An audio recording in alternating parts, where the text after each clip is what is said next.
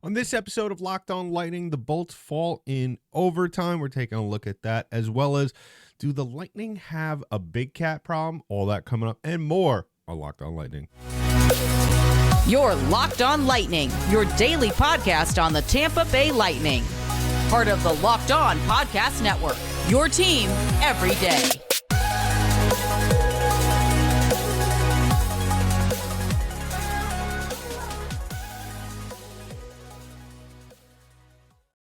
And welcome to another episode of Locked On Lightning, part of Locked On Podcast Network, your team every day. I'm your host, Adam Danker. Thank you for joining us on this episode of Locked On Lightning. But just a reminder, today's episode is brought to you by FanDuel.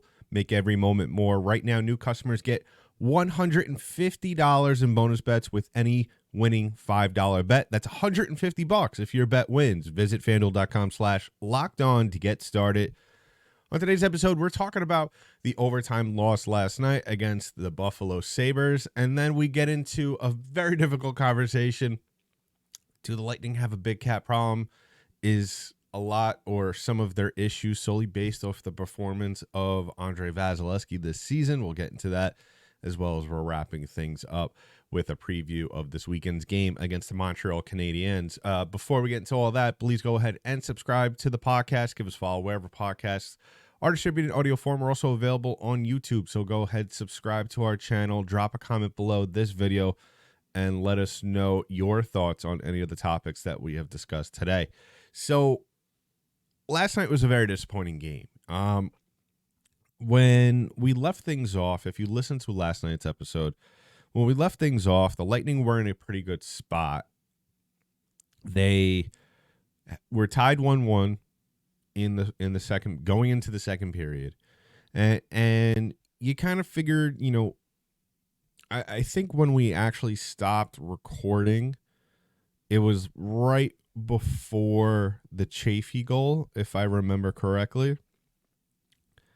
And even up until then, I thought the Lightning were playing very well. I thought they weren't playing spectacular, but they were playing well to where you would have had a sense that this game was going to go their way. And of course, that wasn't the result, but they were playing in a way to where they were very wary of the Buffalo Sabres trying to force them into mistakes in the neutral zone. And I thought for the most part, they did a very good job of avoiding such mistakes. But when you look at this game and you look at the tail of the tape and you look at really what went wrong down the stretch for the Lightning, it was just, especially I believe the game tying goal on the Tage Thompson goal, which ridiculous to think the last two goals that Buffalo scored were both power play goals. Something that the Lightning normally don't get into a lot of issues with in terms of penalty kill. I think that for the most part, that hasn't really been the issue for the Lightning this year, is really the penalty kill. But the Tage Thompson goal, I think, really bothers me more than anything else in this game because of multiple reasons. One, I believe also that this was off a turnover in the neutral zone, if I'm not mistaken. And Buffalo, basically, because of a complete breakdown in the Lightning's coverage on the transition, has a 3-on-2. I don't know. I don't remember for the life of me who's back there, who are the two Lightning players, but really just know, even after the play, usually you see players kind of sailing in last minute, and you didn't see that. There was really no desperation there from the Lightning to get back, and kind of like a oh crap moment, you know, we're leaving our team out to dry.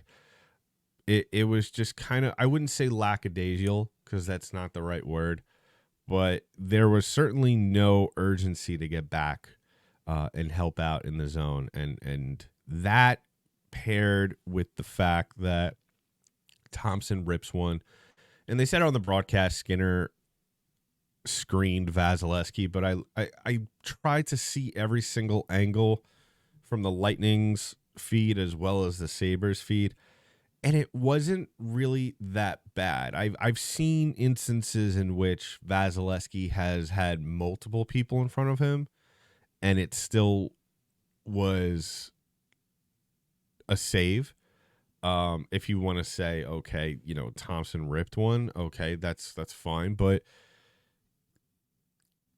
that's been, and we'll get into more in that in the second issue, the second segment, because I mean this really goes hand in hand with whether the Lightning have an issue really at goaltender now. But when you look at this game, I mean, the thing that really bothered me, obviously the penalty kill did not do themselves any favors. The Sabres were 2 out of 3 in this one. Really the only part of the game in which I think the Lightning really had the edge was the face-off circle, and it still was one of those rare those instances where it didn't really make a difference. I didn't feel at any point during this game in which the Lightning had an overall advantage, and that's really the issue.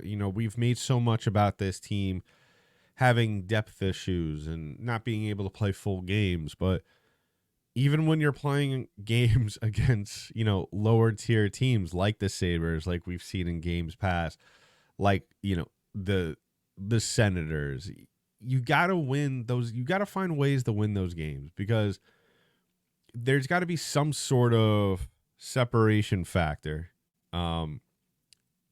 Because, at that point, if you can't find a way to separate yourself from the Sabres or other teams that are just not as good, then is really the idea of going for a playoff run, is that really something that is a reasonable one? And that also kind of will probably be on a lot of people's minds, I think, if it hasn't been already, going into this matchup over the weekend against Montreal, because if you can't find ways to beat these teams, how can you expect to go into a series against whoever the Lightning end up playing, whether it be Carolina or Boston or whomever? But that's the issue here, I think, at the end of the day, and I think that that's the issue that the Lightning have going into the deadline. I think that they're in a very dangerous spot to where it would almost be more beneficial to them to miss the playoffs. And I know that's heresy, but that's really, this game kind of really echoes that sentiment, because like I said, I mean, you're barely getting through to the third period. I mean, you're and it was funny because we were talking about, I find it very concerning that you can't do anything out of, your one and your two lines, and even those guys against a team like this can't really contribute. I mean, we had Point to start off the game, and that was great, and you had certain chances here and there throughout the course of the game, but I never felt like the Lightning at any point had a realistic chance of continuing to get on Lukadin there, the Sabres goaltender. So just a very concerning loss. I think this is something that we should all take a look at and really, really kind of reassess where the Lightning are and where they could eventually end up. I mean, it's, I'm not saying let's completely close the door on the season. But at the same time, is going to the playoffs, is losing a couple of, is winning one game in the first round of the playoffs, especially with the way your team is playing right now, is that worth it? Is that worth more than going and missing the playoffs, getting that extra rest, reassessing yourself, and finding, getting a better draft position? So let me know in the comments below. Let me know on whatever platform you choose to reach out to us on. We're on Twitter, we're on Discord, Reddit, wherever. If you want to reach out to me, you can do that as well on Twitter, dankydank, DENKYD8NK. This was a very bad loss. I mean, I think this is one of the few times I've been very, there are games where I get pissed off, but there's other games where I get very disappointed, and this is one of those games where I'm just really disappointed in this team. I really thought that was going to be a good opportunity to pick up a big win there. So coming up in just a little bit, we're going to talk about Andrei Vasilevskiy. I mean, the guy has not had a good season.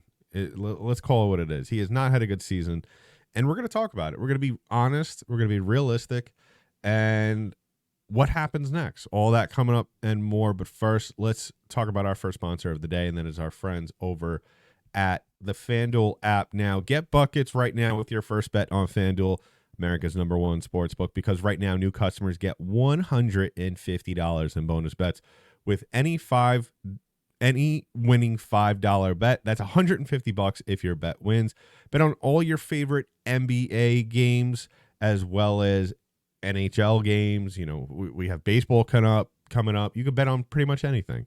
You got quick bets, live same game parlays, exclusive props, and more.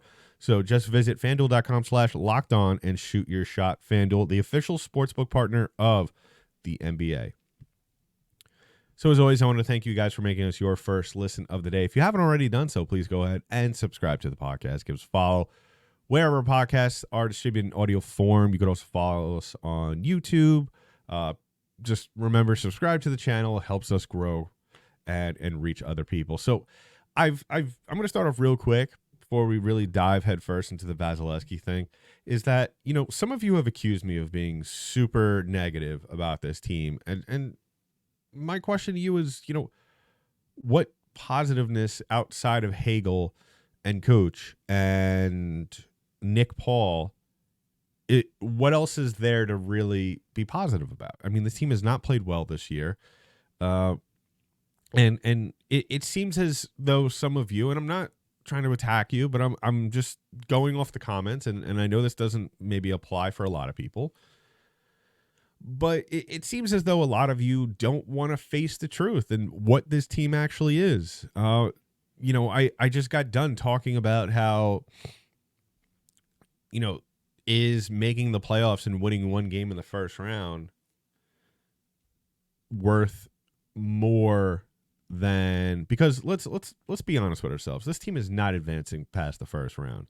They'll be lucky if they win a game, which they will. I know they'll find one game in which I'd be very shocked if they get swept in the first round. But I think a lot of people, from what I've seen on social media and the people that have reached out to me or the show, is that a lot of you don't understand how massive of a drop-off this is from where I think a lot of people thought this team was going to be this year. This was supposed to be the bounce-back year. This was supposed to be the year that all the stars were going to align. You were going to get some good performances out of people that you may not have expected. The Connor Shearys, you brought him in as a veteran winger who is known for accumulating points at a very good rate for a third-line guy. Alex Barré-Boulet, you kind of figured him being in this system and being with one of the Stanley Cup teams, he was going to slide into a good veteran role, but still being at a very young age. And Vasilevskiy being out the first 2 months of the season, you would have thought an extra rested Vasilevskiy last couple of years. He hasn't been himself because he's been just exhausted from all the games he has played. And eventually it wore him down, and that was the reason why he had his back injury. And then we get Vasilevskiy back, and you look at his numbers, they've gone up and down, but as of late they've really been trending towards mediocre, if you really want to call it that. The plain, honest to God's truth is that he has not played well this year.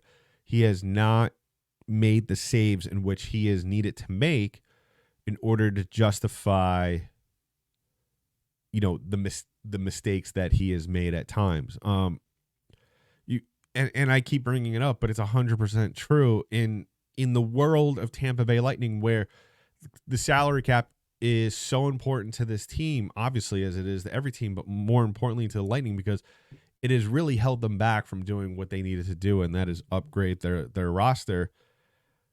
This guy's making $9.5 million a year, and his stats have not reflected that money. And if you feel like that's a wrong way to approach evaluating a player, then I'm sorry, then that's not the right way to evaluate anything. I mean, at the end of the day, I mean, it goes, you buy a house for $1.5 million, but you know, your pipes and your electricity aren't working and everything, and it's constantly breaking down. Did you really get your bang for your buck? I don't think so. And that's the same way with hockey players. And I know some people have soft spots for players on this team, but still, you got to face reality and know that this is not what this performance by Vasilevskiy is not acceptable. After really getting off to a good year in 2024, after really not impressing me whatsoever to start the season, after New Year's, he's really been able to kind of string it together for a little bit. But then again, like I said, at certain times, he's not going up to that extra level. And what I mean is that, yeah, the numbers look good, but at the same time, he's not making the big saves. And the goals that he is letting up, those are rookie season goals. Just that, you know, in case you had no idea how bad he was since the Florida loss. That was 6 games ago. He is 1-4-1. He has let in 23 goals. Okay? And his save percentage is 85%. For any goaltender, that is terrible. For a guy that makes $9.5 million, that's atrocious. And at the same time, you want to look at his numbers as a whole. His goals against average is 2.99. That ranks him below the 50th percentile. His overall save percentage is 896. That's below the 50th percentile. The only thing that he really stands out on is his high danger save percentage. And that is because the Lightning defense is terrible. So the other team is getting tons of opportunities down low in front of him. And, you know, eventually, because by the necessity to make some saves and the high quantity of high danger chances for opposing teams, he just, that's just how the numbers line up. So everything else, he is mediocre or worse stats wise. And even if you don't want to say, if you want to use my old line and say, well, the numbers don't show everything, watch a couple of games. Go back and watch a couple of games.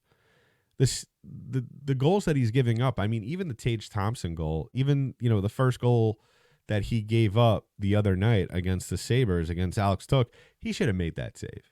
You know, $9.5 million worth, Vasilevskiy would have made that save. Not this year's Vasilevskiy. This Vasilevskiy looks like 6.5, if anything. So let me know in the comments below how you're feeling about that. I mean, listen, a lot of you aren't going to like that assessment, but the truth hurts. And really, that's the blunt, honest truth, is that the Lightning not only have a defensive problem, not only do they have a depth problem, but they have a big cat problem. They have an Andrei Vasilevskiy problem, and they got to figure it out. You know, a lot of the fans make so much about the defense not playing well, and Jeff Blashill, you know, is to blame. When are we going to blame the goalie coach? You know, when are we going to actually lay some blame on John Cooper as well? Because at the end of the day, he's the captain of this ship, and if it's not steering smoothly, you're just going to blame certain members and not others. At the end of the day, he has to recognize that there are issues that need to be addressed, and he needs to take responsibility for that. And I have not seen that. You know, he's a trained lawyer, so he's very good in the post-game interviews and when he's asked questions. He's very good of kind of swerving around certain issues, but to a certain extent, you need to show some leadership by just saying, hey, we're not playing well, and I need to do better. You know, little something like that. So coming up in just a little bit, we're going to preview the Montreal Canadiens game. But first, let's talk about our last sponsor of the day, and that is our friends over at the Gametime app. Listen, you shouldn't have to worry about when you buy tickets to your next big event. The Gametime app is the fast and easy way to buy tickets for all your sports, music, comedy, and theater events near you with killer last-minute deals, all-in prices, and views from your seat. Their best price guarantee. Gametime takes the guesswork out of buying tickets. One of my favorite things is how it just continuously helps you to save money. You could find exclusive flash deals and sponsored deals on tickets for football, basketball, baseball, concerts, comedy, theater, and more with zone deals. You pick the section, and Gametime picks the seats for big time savings. So download the Gametime app, create an account, and use the code LOCKEDON for $20 off your first purchase. Terms apply. Again, create an account and redeem the code LOCKEDON for $20 off. Download Gametime today. Last minute tickets, lowest prices guaranteed. So one last time, I just want to thank you all for making us your first listen of the day. If you haven't already done so, please go ahead and subscribe to the podcast. Give us a follow wherever podcasts are distributed in audio form. I'm just smiling and laughing to myself a little bit right now because I can't wait for the comments that I'm going to get. Just because, listen, I mean, a lot of you, not a lot of you, I will say a handful of you constantly accuse me of being negative. But at the end of the day, I mean, you know, look at the standings. Look at where this team is. I mean, if you've watched every game this year, what I'm saying on this podcast is completely accurate. And the biggest issue to me is that, you know, the Lightning can't even beat the bad teams. I'm not going to say the Sabres are a bad team, but they're definitely a team nonetheless that the Lightning, that you would expect to beat. I mean, and you got a team coming up this week, tomorrow actually, that the Lightning should beat. 100% should beat. The Montreal Canadiens. The Montreal Canadiens right now are at 55 points, and they're the second to last team in the league, in the division, other than the Ottawa Senators. Another team the Lightning have struggled against. So that just shows you what kind of season it's been for the Lightning. I mean, I don't want to go through all of it, but we could probably go through all the bottom dwelling teams, and I could list off a game in which the Lightning have lost to them this year. And really, in actuality, if you play all those teams 10 times and you consider the Lightning a good team, you should probably lose that team maybe twice. Those teams total of twice. So, but the Lightning, as they always do, because that's the beauty of the NHL season, they get another chance to figure it out, bounce back, and that is tomorrow night against the Montreal Canadiens. And so far in the season series, the Bolts have won both matchups, one up in Montreal with a score of 5-3 in November and a score of 4-3 on New Year's Eve at home. So coming into this game, the players to watch, of course, for the Lightning are Nikita Kucherov, Braden Point, and Brandon Hagel. I would like to see on the Lightning side Victor Hedman somehow, and I know this is wishful thinking, but I really want to see him get more involved. And excuse me, I would very much like to see him take more shots. And because when you don't have Mikhail Sergachev in the lineup, it really takes away that positive that he brings, and that ability to, because though we could say a lot about some of the things that Sergei has not done this year, but one of the things that he has done that does here and there, but not enough, obviously, is being able to shoot pucks through traffic, and we don't see that when he is not around. I mean, you're not going to get that from Chernak, you're not going to get that from Fleury or DeHaan or Radish or Perbix. So Hedman's got to pick up the slack for that. He's really got to be able to give the Lightning a different look in order to open things up, not only down low, but on the side. So, and I really want to see, and I know you can't teach an old dog new tricks, but we really got to see something more from Steven Stamkos. We got to see him moving around, not just staying still. There was a couple of times There was a opportunity last night where he took the puck down low. So we know, regardless if it's a goal or not, he has that ability to score down low and dangle his way when he wants to. And that's the key phrase, when he wants to, because he has the ability. He just doesn't want to do it. So the Lightning need to figure out a way to get him down low. Whether, you switch it up and you just have him park out in front on the low slot. This is a game, as I say always, that really Andrei Vasilevskiy needs to come out and win himself. We have not seen a game this year in which Andrei Vasilevskiy really, even the game in which he had a shutout, we haven't seen a game from him in which he has really done anything of value to where we could say, oh, he is back. I mean, he's had his moments, and yes, we've jumped to conclusions here on the show, but at the end of the day, he is not back. But the other thing I want to see, and this might be a little bit of a jinx for the Lightning, but we just got done last night talking about David Savard, the possibility of him possibly coming back to Tampa Bay in a trade. I would like to see how he plays. I would like to see a good night out of him. Maybe that will open the eyes of Tampa Bay and say, okay, let's have ourselves a little bit of a reunion. And I would like to see him outplay the other Lightning defensemen. And I would also like to see, one last thing before we wrap things up, I would like to see the Lightning score on 5-on-5 more than once. If this is a 3-2 win, I would prefer all those goals be scored on even strength. Because as it's already been known throughout Bolts Nation, is that the Lightning they heavily rely on their power play. And